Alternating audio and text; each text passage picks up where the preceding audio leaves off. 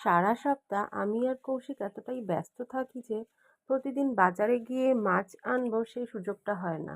আর আমার আবার মাছ ছাড়া মুখে ভাত রোচে না।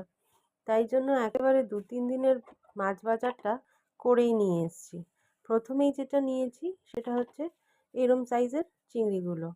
বাড়িতে একটা লাউ অনেক দিন থেকে পড়ে রয়েছে, খুব লাউ চিংড়ি খেতে ইচ্ছা করছে, তাই জন্য দেখতে পেলাম এই মাছগুলো নিয়ে নিলাম। এগুলো দেখবে আবার লাউ চিংড়ির সময় খুব বড় বা খুব ছোট হলে কিন্তু ভালো লাগে না, এই সাইজের গুলো হলে বেশ খেতে মজা লাগে। তারপরে এটা যেটা নিয়েছি চোখে পড়লো বাজারে, এটা বলো দেখি কে কে চিনতে পারছো বা কে কে বুঝতে পারছো বা কে কে খাও। আমার তো খুবই ভালো লাগে এই জিনিসটা খেতে। দেখো এটার তেলটাও বেশ ফ্রেশ পেয়েছি, তাই জন্য আর লোভ সামলাতে পারলাম না, এটাও নিয়ে নিলাম। কমেন্ট সেকশনে বলো দেখি এটা কি। আচ্ছা, তারপর যেটা নিয়েছি সেটা হচ্ছে এই যে পাবদাগুলো।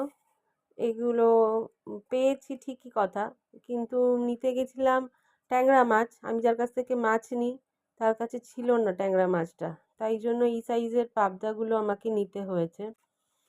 আচ্ছা, তারপর দেখি, আচ্ছা হ্যাঁ, তারপর যেটা নিয়েছি সেটা হচ্ছে এই পার্শেগুলো।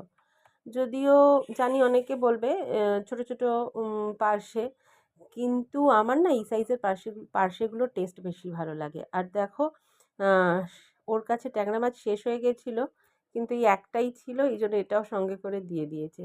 তো এই ছিল আমার মাছ বাজার। আজকে আসি, টাটা। ভালো থেকো, সুস্থ থেকো এবং সঙ্গে থেকো।